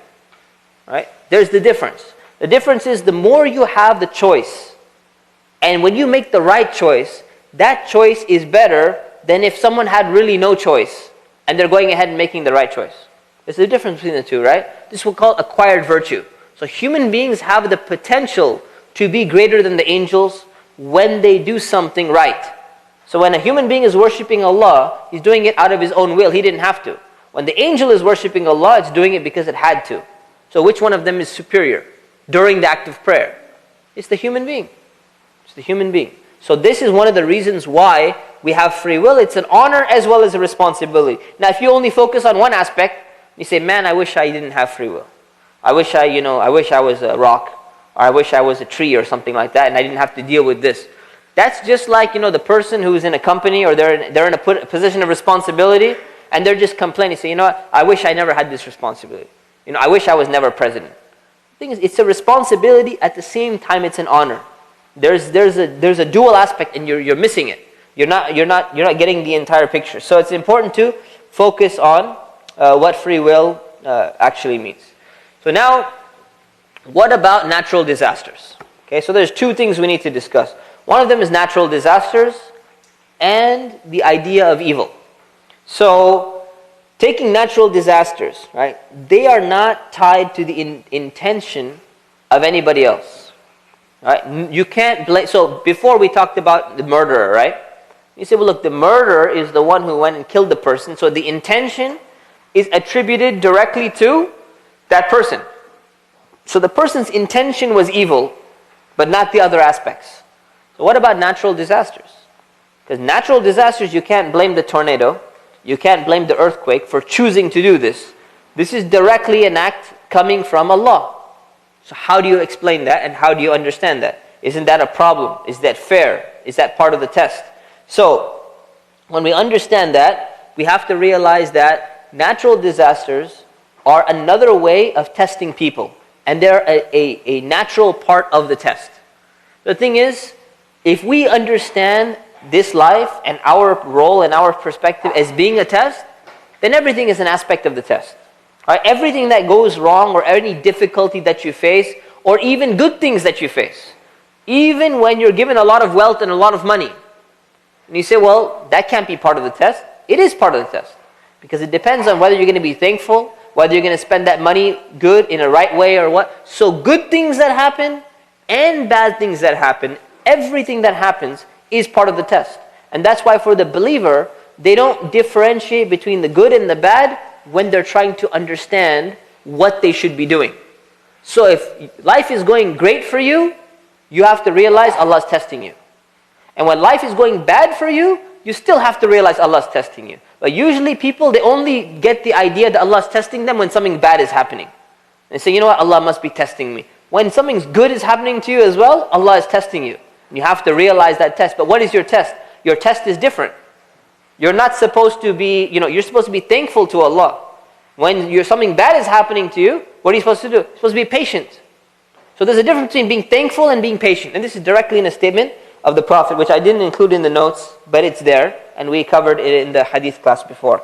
So natural disasters are a necessary part of the test of life, and it's an expression of of free will, and it's needed. So somebody, for example, somebody loses their house, okay? Or somebody suffers a wound. Earthquake happens, you lose your house, and you get cut on your arm. It's really bad. Your arm cannot function anymore for a very long time, and you're in the hospital and everything. What's the point of that? Well, it's there to test you in terms of how you're going to act. Are you going to be patient? Are you going to start blaming Allah? Are you going to, continue your life? Are you going to change your mentality? So this is all part of the test. So it's part of a way. And the thing is, if it wasn't there, and if all these things weren't there, then what kind of test would you have? You only want to test with good. So we give one person $1 million, and you say, okay, we're going to give the other guy $10 million to test him. You say, what is the other guy's test? No, his test is he gets $100 million. That's only style. You cannot limit or tell Allah what type of test He's going to be administering. Because these things are not intrinsically evil in and of themselves. Okay? So that's one aspect. Furthermore, to understand it a little bit better, did I just throw that in there? Yeah, so I mentioned this already. Death is not the ultimate evil for a believer. Death is just a transition phase of going from life to the next life. That's all it is. But when somebody dies or somebody gets killed, don't you feel sad? Yeah, you can feel sad because you are attached to the person. There's nothing wrong with feeling sad. If somebody gets murdered, okay, are you content with death, the death of that person, or are you content with the murder of that person? This is where people get confused. You should be content with the death of the person, but you should never be content with the act of murder that resulted in that person dying. Okay, that's the trick part. That's the tricky part. So there's a difference between these two things. And if you differentiate them, everything becomes clear. And if you don't differentiate them, you become confused. Meaning accept and accepting pretty much, right? So when the person has died, you don't start complaining and you say, you know what, Allah, why did you do this? You don't ever say that. But the murderer, when you see them, you go to the murderer and say, why did you do this? And you punish the murderer, right? Because the intention was carried out by the murderer, so he's going to be punished. The intention was transferred from Allah to the murderer due to his free will. So you do hold the murderer accountable, but you don't hold Allah accountable. So when it comes to these things. So it's very important to understand that part. Furthermore, so besides purely being a test, how else should we understand the evil and the other things that happen in this life? There's more to understand the wisdom behind it. See, this is the problem, is that we go back to the first part. When people are complaining and saying that, you know what, justice and Allah being powerful is a contradiction. They can't both exist. So you explain, you say, look, there is actually no contradiction if you understand everything correctly. So once that becomes clear for the person, right, that should be sufficient, and people should stop using that argument, and the argument stops in its tracks. But usually people are not content. The believer is not content, and the disbeliever is not content, because they're looking for one more thing that you haven't explained yet. Does anyone know what they're looking for? There's one more thing that people want to know. The what? Answer for what? They're looking for an answer about what is the wisdom. Allah did this according to justice, but what's the wisdom? The justice part we get. But if He did this, why? What is the real underlying reason He did it? Okay, we get the test part. Is there anything, meaning, was the test just random, purely arbitrary? There was no point. Allah just randomly just throws like a mountain on one person and throws like another thing over here, and there's no wisdom involved in that. He just randomly picks a random test, because you could be tested with a paper cut, you could be tested with the illness, you could be tested with death. So how does Allah choose that? Even though it's just, we agree that it's just now, so we have established that. Is there any wisdom in that? That's what people want to know. And if Allah is the all-wise, every one of His actions is according to wisdom as well. So people would like to know what the wisdom is. Right? So now what we're going to find is that we can never know all of the wisdom, of Allah, what He's doing. But we can know and we can see at least some of it, if not a lot of it. So once we start looking at some of it, and when we start comprehending it, it starts to make sense a little bit more. So let's take a look at some of these things. And then we actually get to know our own limitations. Because we're always drifting and thinking that we know. See, this is a common human problem. We think that we know, right? And if we don't know something, then it doesn't exist. Right? Then everyone must be wrong. Because if I don't know, then it can't be. That means it's wrong. If I don't understand it, then no one should understand it. This is a common human problem. And we experience this all the time. The people say, well, if somebody says, well, there's a different opinion on this issue about, making wudu and you're wiping over your head. Well, I've never heard that before. You see, what you're saying is, when you say that, what you're saying is, I don't think it's right because I've never heard it before. Anyone encountered this before? Happens to everybody. Somebody comes along and says, well, that's not the way I learned it. Or I've never heard of that before in my life. What you're basically saying is, I don't think it's right because I've never heard it before. Right? Until you start learning more in that subject, and then you're like, oh, okay, now I've learned to become a little bit more humble. In the beginning, you just thought it's one thing. And oftentimes you thought the wrong thing. So that's human nature. So part of understanding the wisdom of Allah is to realize that what we call harm, or what we call evil, or what we call suffering, is actually relative. It's relative, and it has a greater benefit. So every test that Allah puts, every harm that Allah puts in the way of someone, it has a greater benefit. And the benefit can either be in the next life, or it can also be in this life. And when we start realizing that, it makes more sense. So let's take a look at ourselves. Sometimes we see something as being bad. And in reality, in the long run, it's actually good. And sometimes we perceive something as really good, and in the long run, it turns out to be bad. So let's take a look at a few examples. A vaccine. Right? What is a vaccine?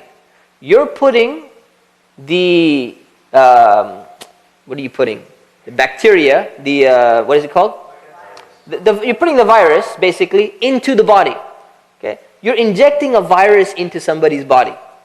That's evil, man. What are you doing? You're putting a disease and illness into somebody's body. But in the long run, what does the vaccine do? It develops an immunity to that and actually helps you in the long run. So something that on a small scale, if you just zoom in, you look at it, this is evil, man. You're going to start injecting people with diseases. What kind of killer are you? What kind of person are you? But in reality, the long run, you start to realize that, that's actually good for the person. That's similar to some of the tests that we encounter. And we're going to see some examples. Heroin is the opposite example. Right? So when you inject heroin into your bloodstream, that's the greatest pleasure you'll probably ever feel in your life. Hopefully, none of you have ever felt that in your life. But it's probably the greatest thing you'll ever feel. Because the neurons in your brain are firing that dopamine, and it's just going off, and you're just feeling the highest of the highs that you ever had. Right? Like smoking crack cocaine or something like that. Really, really super high. And what happens? In the long run, it's going to ruin your entire life. Because you're going to get used to it, your body's going to get used to that, your brain will stop producing the same amount of dopamine that it would normally produce, then you become dependent on the drug, then you need to go buy the drug from drug dealers, and your whole life is just finished. Right? So, Something that people perceive on the short scale as being really good. But in the long run, it's bad.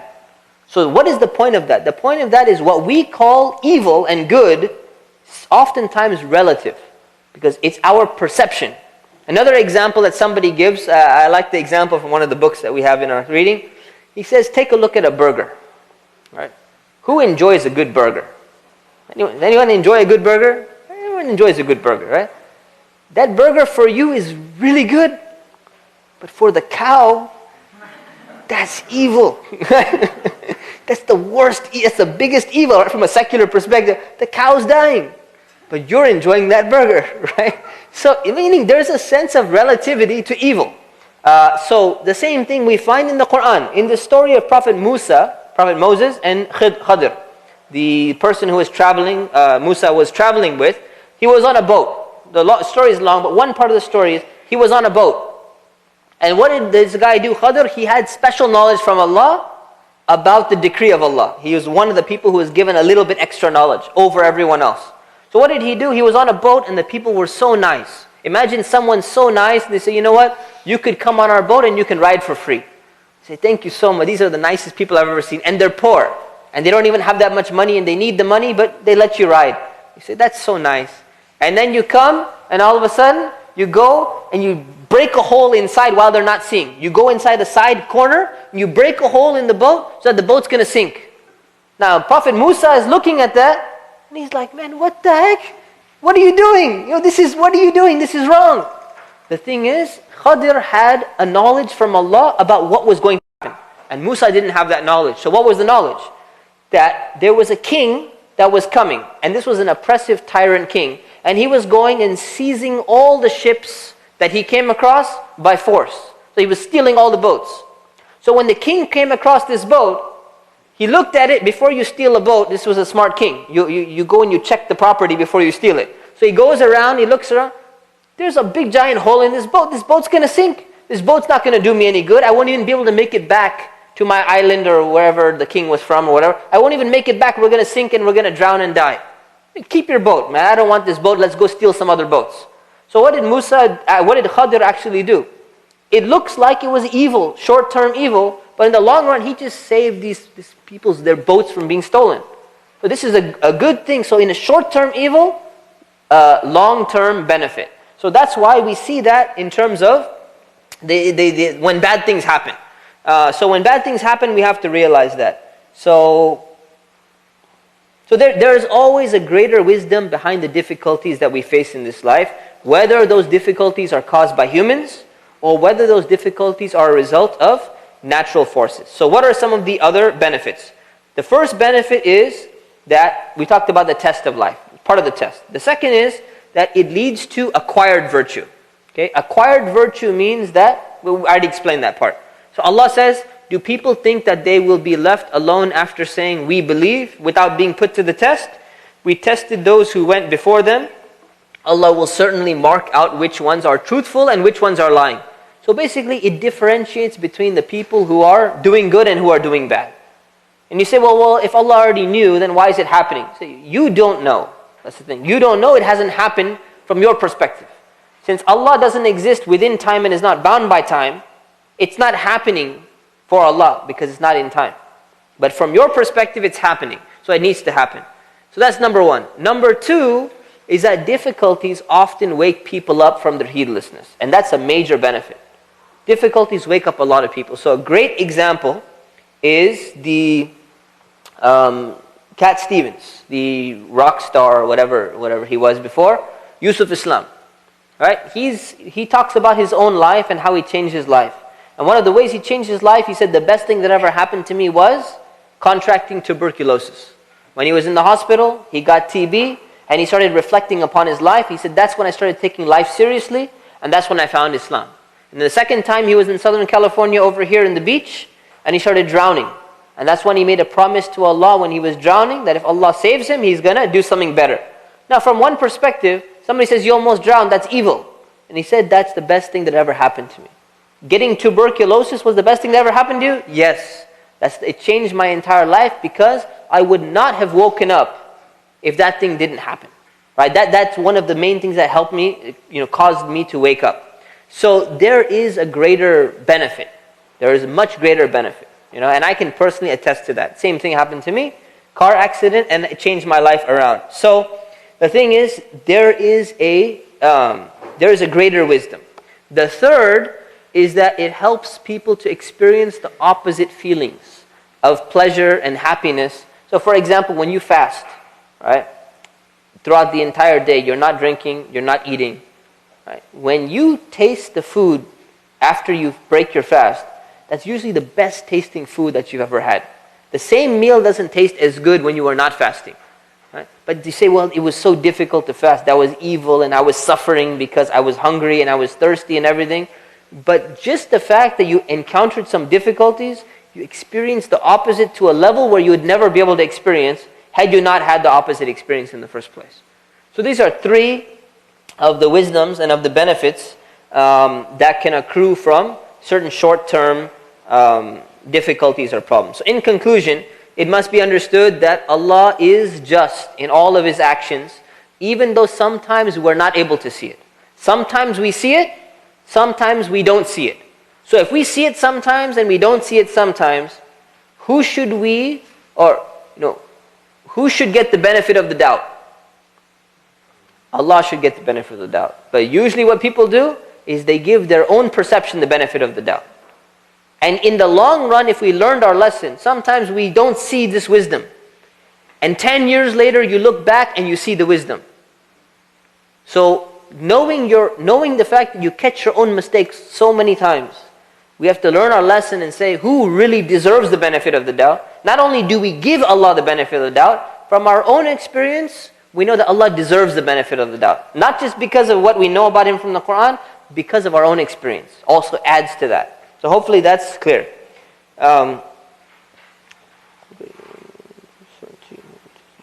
Okay, that's it. So that's that part of the section. Let's begin with prophets and prophethood, and then we'll continue with questions. So, the only way... So now we're shifting. We talked about Allah, His attributes, and all of these things. Now we're shifting gears, moving to another topic, and that's about prophets. What do we believe about the prophets and prophethood? Revelation is the only way to know about Allah in detail. So we talked in the first few classes about what we can know about Allah through purely rational processes, only by using your mind. And there were some things that we can know. We can know that Allah exists. We can know that Allah is wise. We can know that Allah is powerful. We can know that Allah is knowledgeable based upon our understanding and our being able to observe everything in creation. Right? So we talked about that.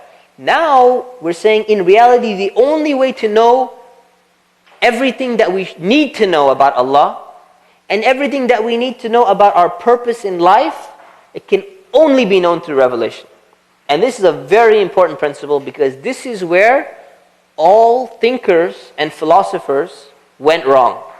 Okay? So philosophers or philosophy generally is described as, to make it very simplistic, people thinking very hard to try and figure something out. Right? So when people put their minds to figuring out who is Allah, exactly who is Allah, how do we define Allah? Is Allah like this or is He like that? Is His power like this or is His power like that? Is He just or is He unjust? Is He 50% just? Is He knowledgeable about everything or only knowledgeable about the small things? Right? When there are aspects we talked about that we can know a little bit about Allah through our minds. The rest of this is what's called metaphysics. Meta means beyond. Physics or the physical means things that we can perceive and see and all of that. So the metaphysics or the metaphysical, something beyond the physical. And in reality, we cannot know much, almost nothing, that is in the metaphysical realm because we don't have access to it. Because our minds cannot actually perceive at that level. What we can do is when we know something, we can try to rationalize it, we can try to understand it, we can try to internalize it. But to arrive at the knowledge in the first place is something that generally cannot be done. And ironically, when we talk about philosophy, we generally talk about the Western process of philosophy. And if you look at the history of Western philosophy, starting with Socrates and earlier, and going on to Aristotle and moving on to all the other thinkers from Descartes to all of that, you find that basically the belief, as it develops, and this idea that people are getting supposedly smarter and learning from the past and not making the same mistakes, as it develops, the idea that people can know the metaphysical keeps on going down as time goes by. And at the end, people kind of start realizing by the time of Kant and getting to Hume and getting past that to Nietzsche and all that, basically giving up on the idea and saying, you know what, we can never know these things. And what that led to is when they started realizing we cannot know these things, it just went down to Nietzsche and these later philosophers, to the point where since we can't know them, life is just a bunch of chaos and everything just does nothing make sense. It's just a bunch of anarchy and life is just black and gloomy and stressing and depressed. We might as well just do whatever. Just either we can enjoy, but if we don't even enjoy, you might as well just do whatever you want. This is basically what has happened with Western philosophy. Now with Islam, it's generally been the opposite, because it's been understood that we don't need our minds to acquire and understand everything, because Allah is giving it to us. If we're willing to accept the revelation. The only way that we can know exactly in its correct way what Allah is, or who He is, or what He does and all of that, is through the revelation. And that's the only best way and the correct way to know these things. So for the Muslim, we realize our purpose in life and we realize everything about Allah through revelation, by having revelation from Allah. So that's a very important point. And everyone else who's trying to just figure it out on their own, there are some things they can figure out, but most of them they'll never be able to figure it out. Right? Like just imagine paradise. Right? Imagine paradise. What is paradise like? What are you going to sit in a room with 20 really brilliant guys, and they're going to think and think and think for 50 years? How are they going to figure out what paradise is like? How are they going to even figure out that paradise exists? There have been some rational arguments that paradise must exist because there's morality in the world and all of that. But in reality, to come to a good conclusion and what it's like, you're not going to be able to figure out many details or anything like that. So this is the thing from Islamic perspective. It's always been clear. You need to know these things, and that's why you have to have revelation. So to put it another way, our intellect is limited, and therefore we can understand a lot of these things in this world, the physical. But we can never reach the metaphysical, because it's the absolute truths of life, to understand the absolute purpose of life and why we're here and all of that. So revelation is a huge blessing from Allah. And it's almost like light. Right? So you cannot see without light. Can you? Without the aid of all these, scopes and all that. Generally, no, you cannot. Your eyes will not function without light. So if there was no light, you would not be able to see. So you need light in order for your eyes to even function. So in order for you or your intellect to be able to understand and grasp the ultimate truths and realities in this world, you need to have revelation. Revelation is like that light. Otherwise, you're just going to be walking around in the darkness and not knowing what the truth of the, what the reality and the purpose of life really is. So this is a huge blessing that Allah has set up for us, that we get it. Now, rejecting a prophet, whenever it comes to you, I'm talking about a universal scale here. Whenever a prophet is rejected, it's like rejecting Allah. So we talked about all this belief and proving the existence of Allah and all of that stuff. But when you reject a prophet, it's like rejecting Allah. Why? Because the way to fully approach Allah and know about Allah and know about what your purpose in life is has to be through revelation and through a prophet. And if you don't do that, then it's pretty much like, you've almost denied Allah. Because all you've done is talked about His existence, but you're not willing to find out more about Allah or why He did all of these things or what He wants from us. So this is a very important point that Muslims oftentimes take for granted. And they don't emphasize enough. Because we get caught up in this whole debate about, I need to prove to this person that Allah exists. Okay, let's say you did prove to him. And then he says, but I'm not going to accept the Prophet. I'm never going to accept the Prophet. If you argue with me, I'm willing to believe in Allah, but I'm never going to be able to accept anything beyond that. There's no point in discussing that. Because that belief is not going to do the person any good. Unless it's guiding them, unless it's a barrier which is stopping them from believing in revelation. So only emphasizing one point and not carrying it on to the next is almost as if the person has not believed in Allah. So Allah chose certain people to communicate with. He decided, it was His decision, that He's not going to communicate with every single person individually. So he chose to communicate in his wisdom and justice that he's going to communicate with certain people, and those people are going to carry the responsibility of giving the message to other people. Right? Now some people can be upset about that and say, well, I should have been a prophet. Or this guy should have been a prophet. And people have complained in the past. There have been people who said, well, I was more deserving of being a prophet. Why does this guy have deserving? First of all, Allah knows who's more deserving. Right? Second of all, the thing is, some people say, well, I'm gonna worship and I'm gonna pray and I'm gonna be the best servant of Allah. I'm gonna be dedicated, and then prophethood will be bestowed upon me. It's not something that you can acquire. So the people who earned it and the people who were chosen by Allah to be prophets, they were chosen by Allah's wisdom and His justice, but He knew who to choose. And He's not going to just choose any random person. So it's not something that somebody ever asked for. No prophet asked to be a prophet. They were selected, but they were selected for a reason, for certain qualities and characteristics that they actually had. Okay? So Allah chose who to make a prophet according to His wisdom. And some things we have to understand. If somebody ever complains about that, I know most people get this point. It's not an issue. But anyways, let's try to rationalize it a little bit more. There are some things in life which cannot be acquired, and there are some things which can be acquired. So sometimes you may want something, right? And you want it really, really bad, but it's beyond your grasp. So certain things like wealth sometimes. You may not be in a position, you were put in an economy and an environment, and you came from a family where you're not going to be able to be that billionaire, for example. No matter how hard you try, you just can't acquire it. Doesn't matter how much effort you put in, you may not be able to acquire it. These are some things. Beauty is another thing. Some people will have it, no matter how much plastic surgery you try or whatever it is, it's not going to be the same thing. So there are things which you can acquire through your efforts, and there are some things which you cannot even try to acquire in the first place. Prophethood is one of those things. It's distributed that way that someone, even if they try, they're not going to be able to acquire it, and for a good reason. Allah made all prophets human beings.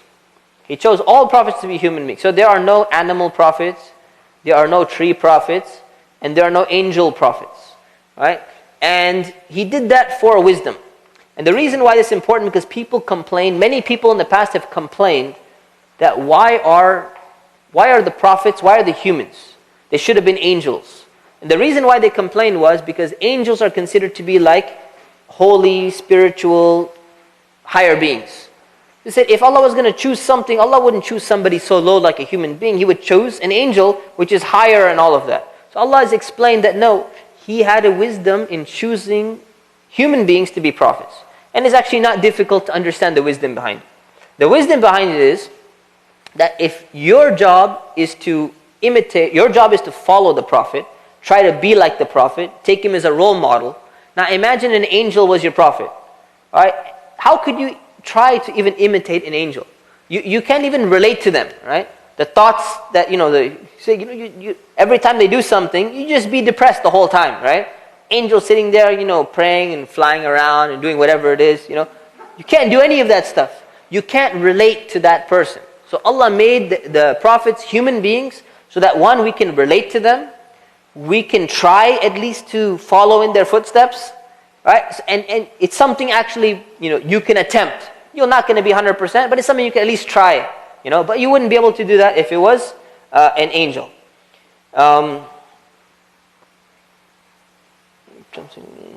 Okay. The long line of prophets began from the first human being, from Prophet Adam. That's very important. Because what does it mean? It means that there's never been a time where any group of people is totally away from the guidance of Allah. So, human beings began their appearance on earth and they began their life with guidance from Allah from the beginning. So it's not something that just kind of evolved over time, or Allah just people started gradually getting to that point or whatever. It's from the beginning of time, from day one. A messenger has been sent to virtually every community, whether directly or indirectly. Directly meaning the Prophet came in that city, in that village, and was preaching around to other people. Indirectly means that the message of that Prophet was conveyed either in a book somewhere or by a small group of people somewhere, and that message has reached those people. Anyone whom the message has not reached, will not be held accountable in front of Allah for their actions. Okay, and we probably will discuss this a little bit more. You must follow your prophet. A person must follow the prophet that is sent specifically for them. So if you say that, and when I say you, I mean just a person. If a person were to say in the past that no, I'm not going to follow this prophet, I'm going to follow my other prophet. So for example, if you have Prophet Jesus there, right, and you say no, I'm not going to follow him though. I believe in Allah and I believe in the prophets, but I'm going to follow Prophet Moses. I don't want to follow Prophet Jesus. Even though he's here and he's the one who's been sent to me, you reject him, but you say no, I'm following Prophet Moses, so that should be sufficient for me. It's not sufficient for you because you have to believe in all of Allah's prophets, especially the one that's coming to you, because that's the one who's going to bring you the most accurate and up-to-date commandments and responsibilities of what Allah wants you to do. Okay? All prophets taught the exact same message. They all had the same message. What does the same message mean? Same message mean all beliefs and all information about events was the same. So it wouldn't make any sense to say that there was one prophet and this prophet came and taught that you should only worship God. And then another prophet came, you should only worship God. And another prophet came and said, you should worship me. And another prophet came and said, you should worship God. They cannot all have the same message. Something happened here, right? Because they can't all be true prophets from a logical perspective. Because if you're teaching a principle, which is an agreed upon principle, about regarding belief, what you should be believing and what you should be doing on absolute basis, it cannot change. If they're teaching contradictory information, it cannot happen either. So if one prophet comes and says that the first prophet was Adam, another prophet says the first prophet was Adam, another person comes and says no, the first prophet was actually Prophet Abraham and he was the first human being as well. It cannot be. Someone in that chain is not a prophet because they've contradicted another one.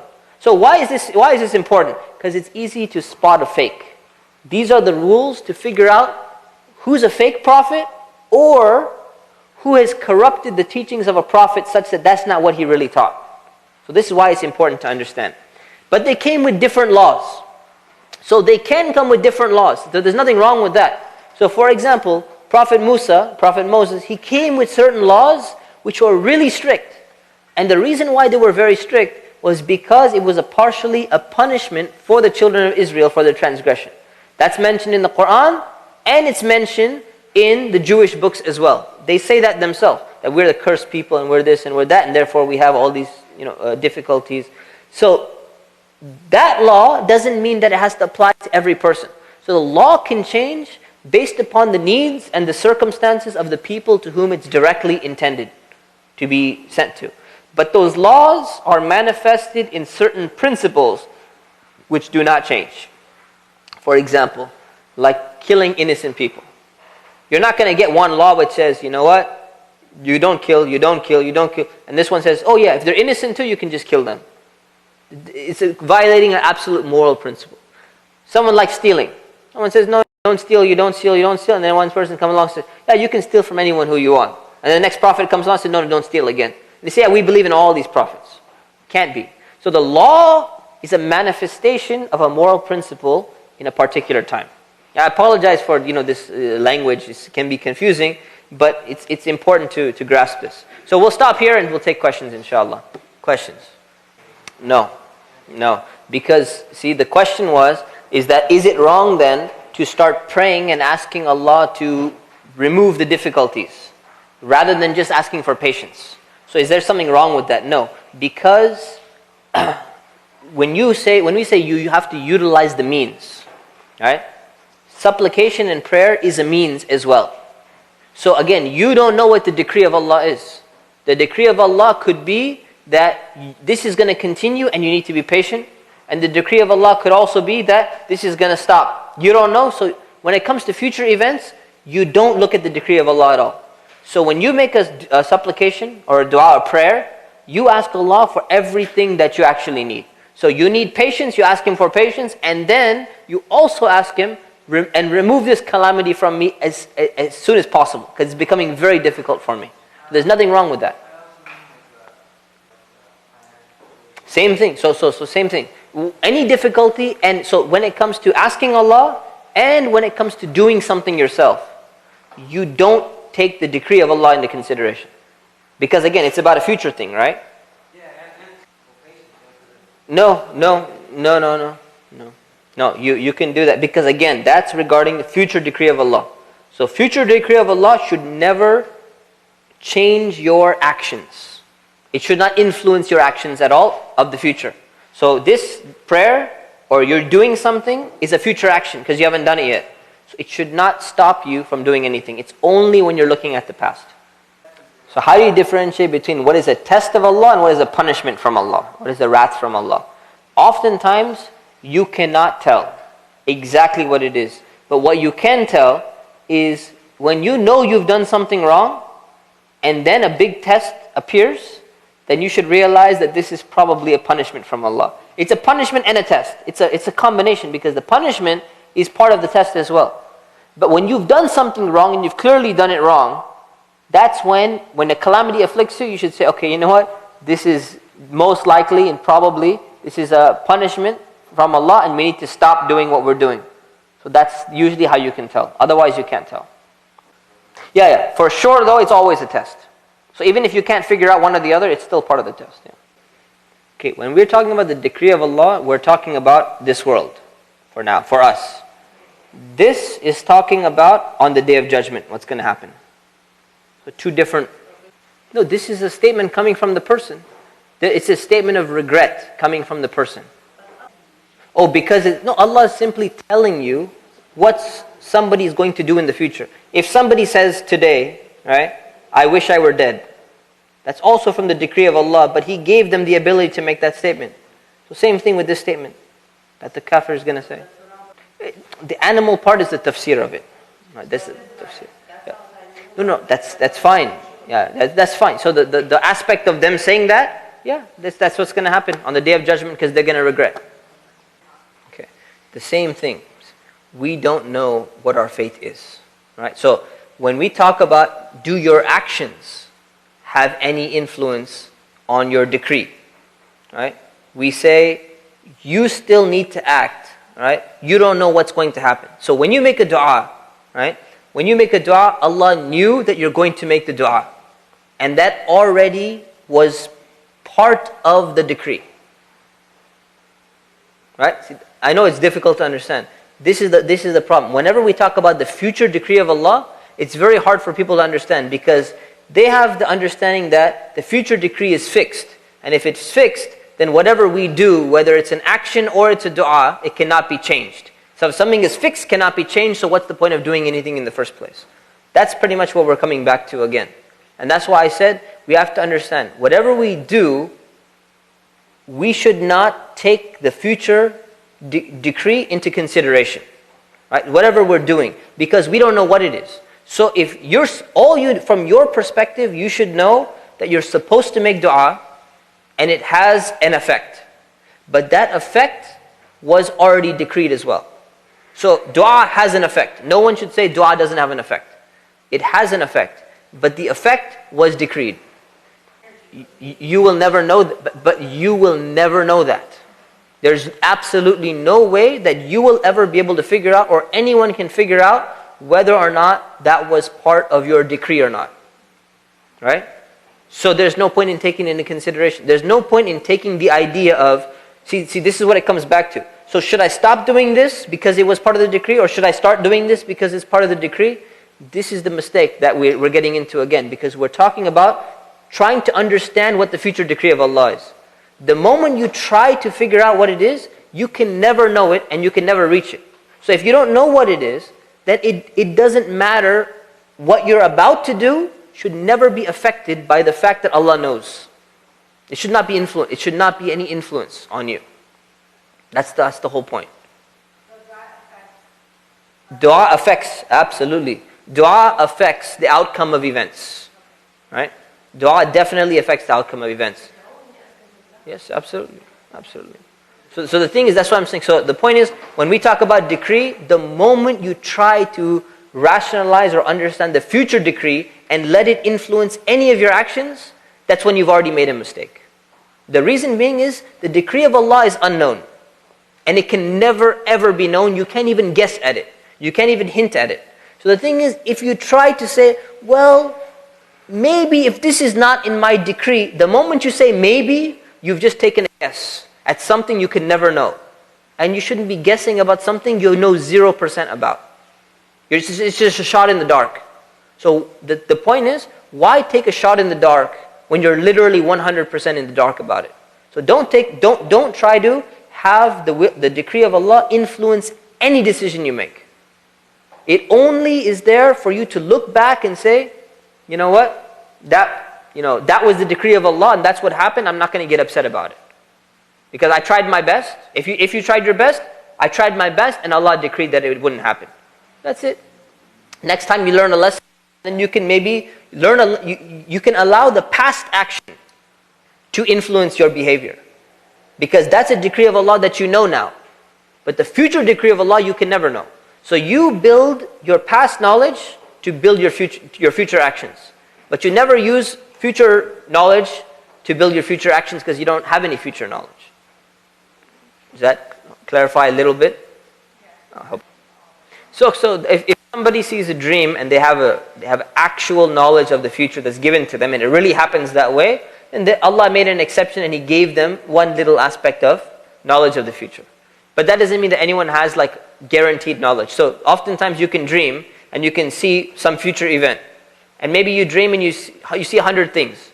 Let's say 99 out of 100 do happen the way that they were supposed to. Well, one of them didn't happen. So it was your misperception, your mistake. So that's why no one can say that they have a guaranteed knowledge of anything in the future, even if it's through dreams.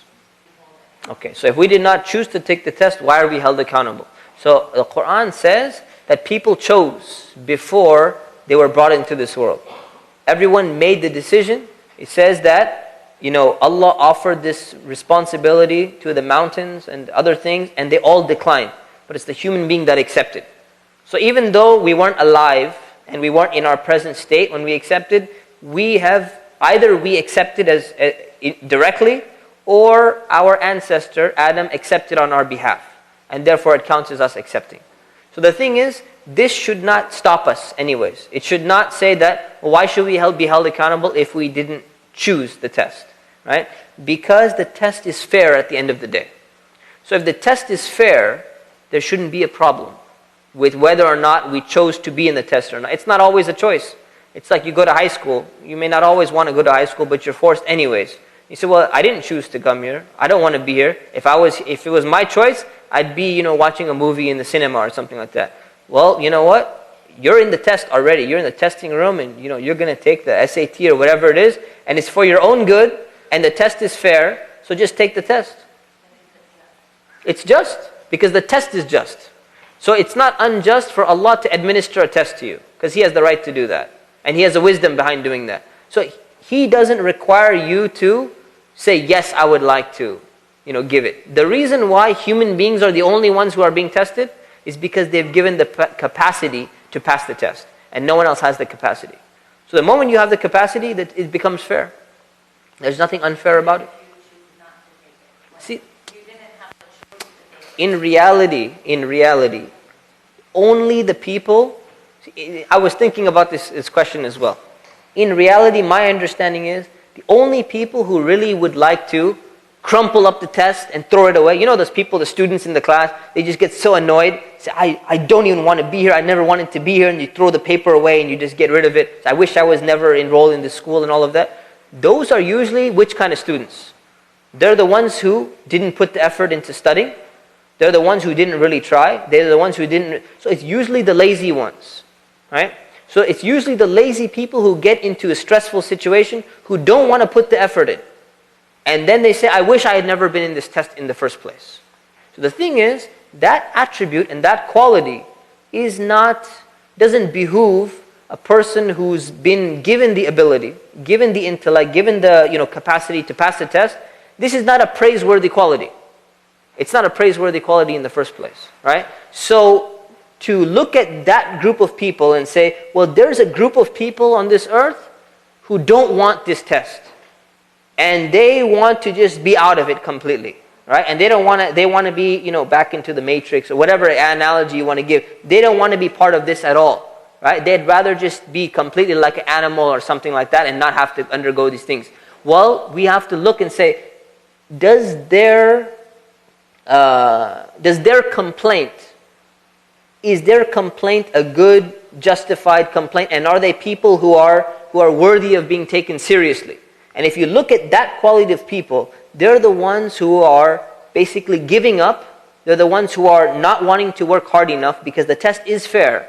So when they get into that state, either they're saying it sometimes because they're very emotional and they can't handle it, or if they say, no, my whole life has been this way and I wish I would never happen. For 40 years I've been in the same state. The problem with that person is that it's a problem within themselves, because the test is fair in the sense, if we admit that the test is not beyond their capacity, and they say, well, I don't want to take it. The problem is not with the fact that Allah is testing them. The problem is with the people, in their mentality. That's my understanding, because the test is fair. If the test was unfair and it was beyond their capacity, then I would completely agree with what they say. And I would say, you know what, you're absolutely right. You were being tested by something too difficult, and you should have been given the choice to choose whether or not you should take this test. But that question is built upon a supposition, a presupposition that the test is too difficult for them. That's what they're saying. But I don't believe their statement. I believe in the statement of Allah that the test is not too difficult for them. No one said it's easy. There's a difference between easy and being too difficult that you can't pass it. Right? It's definitely not too difficult. Right? The same pepperoni example that I gave you and all of that, it's the same thing. So yet no one said it's easy like it's a walk in the park and you just sit back and relax and everything just becomes easy. Yeah, it can be very tough at times. But tough and impossible are two different words. The moment you confuse these two words, you can't answer the question properly anymore. So there's a difference between tough and impossible. Tough means you can handle this. It's going to be difficult, but you can handle this. Right? Like this class. Many people say, no, I just can't do it. It's too impossible. No, you know it's possible. This test is possible for every single person to actually get 100%. It's very possible if you put the effort in. That's what I'm saying. But if I forced you, right? If I forced you, I held everybody at gunpoint to register for this class with the full enrollment, right? And you say, you know what? This test is unfair. I would say, no, the test is not unfair. The test is not unfair, so you shouldn't be complaining. I'm not going to do that to you. I shouldn't be doing that, in the first place. But the test itself, you could handle it if you were willing to reprioritize yourself. The problem is because we're looking at it from a human perspective. So we're comparing Allah again. So if I put a gun to your head and force you to join the class, what did I do wrong? Right? Because I don't have authority over you. I don't have authority over you. Allah has authority over you. That's why He has the right to give you the test. I don't have authority over you. When you go and you put your kids in school, and the kid starts complaining, you have no authority over me. You don't tell me what to do, and I will decide whether I'm going to go to school today or not. And you better not put me in that car because I have my own freedom and my own right. You would say, what are you talking about? I'm your parent, and right now you're a little kid, right? You're going to do what I say. Right? Same thing with Allah. Allah has the authority over us. So the moment we realize Allah has authority over us, we don't fall into the same understanding. We can't put Allah at our level. Would anyone do that with their kids? Would anyone really allow their kids to say, I'm not going to school anymore? Fourth grader. No, forget it. You have no right to tell me what to do. I'm a human being. I'm not an animal. I have my own brain. I can think. I can use a computer better than you, mom and dad. You can't even double click the mouse. I'm smarter than you. You're not going to tell me what to do. I'm not going to school today. Don't even tell me what to do. You would never accept that from them. So are you a tyrant by making them go to school? No, because you have authority. Intrinsically, by definition, you have authority over them. By definition, Allah has authority over us.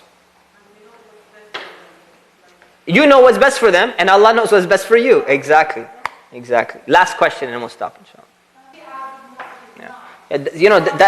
That question is actually beyond the scope of this class. So if you ask me privately, I'll give you the answer, inshallah. Send me an email. Yeah, inshallah. Okay, so we'll conclude here. It's past time. Subhana rabbika rabbil izzati amma yasifun wa salamun ala al-mursaleen walhamdulillahi rabbil alamin. Assalamu alaikum.